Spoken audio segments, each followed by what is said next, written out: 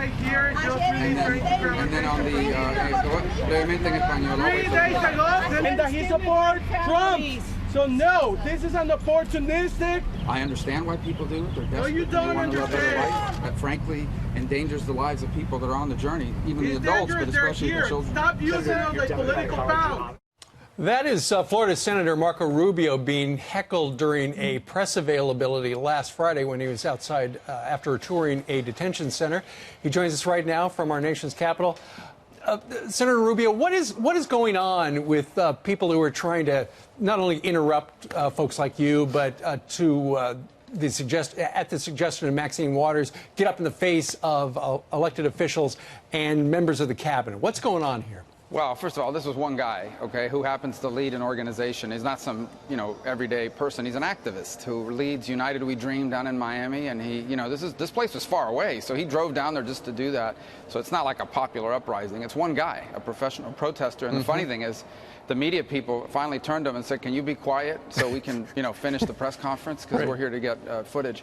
The other thing is, it's kind of dumb because the center down in Homestead where I was at, almost everybody in there, 95% of the kids there are unaccompanied minors. So if we close that center, what you're saying is just put these kids out in the street. Right. Most of those kids spend 25 days there on average, which means the reason why they're there for 25 days is before we turn them over to somebody, a family member, whoever it might be, shouldn't we verify that that person is not a criminal, that that person is a safe home? The things you would want to do. And so if you close down that center, you're just basically saying put these kids out in the street. I know you're working.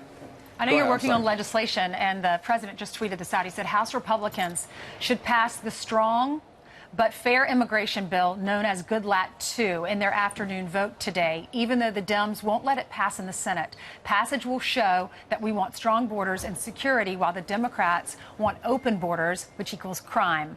Win. Your thoughts? So my thoughts are threefold. The number one thing we can do to stop this is help countries like Honduras, El Salvador, and Guatemala defeat these gangs, okay? Because if you read these reports, I've met these people.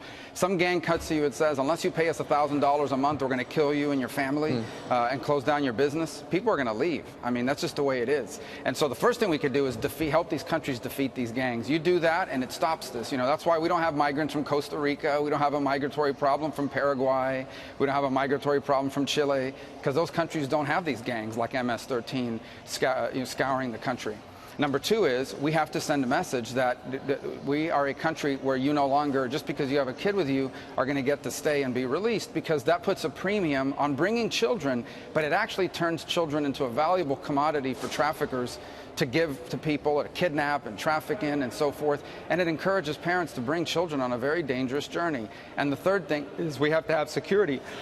Irrespective of this border issue, we have to have security. We're a sovereign nation. So we need to do all three of those things if we're serious about bringing this under control. I would just say this: it is cruel to have a policy that encourages people to come here on a dangerous journey with children. And that's what our current policy for years has done. That is cruel, and we need to end it. Senator, I know you're one of the people who's really worried about the theft of our technology, thanks to China. They want to get to #1 by 2025, but they don't want to earn it. They want to steal it. So the president wants to crack down on technology and how they purchase and what would be going to be available. And now today in the Wall Street Journal, he seems to be backtracking, calling the additional crackdown a leak that might not be true. You talked to the president. What's he prepared to do against China? Well, I think this president is the only president that's been willing to confront China for what it is. For too long around here, both Republicans and Democrats haven't wanted to do it. And I think this is our last chance to get it right. We have to have a proper balance with them. What they are trying to do is they are trying to have a high-tech world that they dominate. And the way they're going to get there is by stealing our stuff, or basically by buying up these small American companies in key sectors. We can't allow that to continue. We've got to confront that now. If we don't do it now, it's going to be too late in 5 years. And then we're all going to live in a world in which the Chinese dominate the technology that we need to defend ourselves and to fuel an economy. We cannot let that happen. So I hope the Wall Street Journal report is not true and the president comes out with those regulations. I already filed a bill that does what the president's going to do by regulation.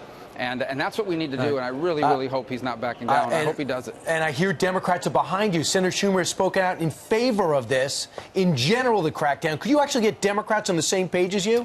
Yeah, that's one of the interesting things about this issue. With all the fighting going on in America, the one thing I think has bipartisan support is the fact that we have to confront China. You know who our biggest opponents are? These CEOs of multinational corporations who don't really care in many cases about American national security or where America is going to be in 10 years. They just want access to 1.3 billion customers in China. And they are in favor of anything that allows them access to those customers over the next few years so they can show strong profits and get their bonus. And they come back to D.C. and they lobby against us and in favor of China. Tell us their names. Tell us their names, because that's not our national interest. It's all the big companies. It's all, look, Apple goes around the world talking about privacy. Apple turned the cloud in China over to the Chinese government. But in America, they won't even help the FBI or law enforcement get into the phone of a criminal to see who that criminal was conspiring with. So these are the kinds of things that we need to be talking about, this sort of hypocrisy.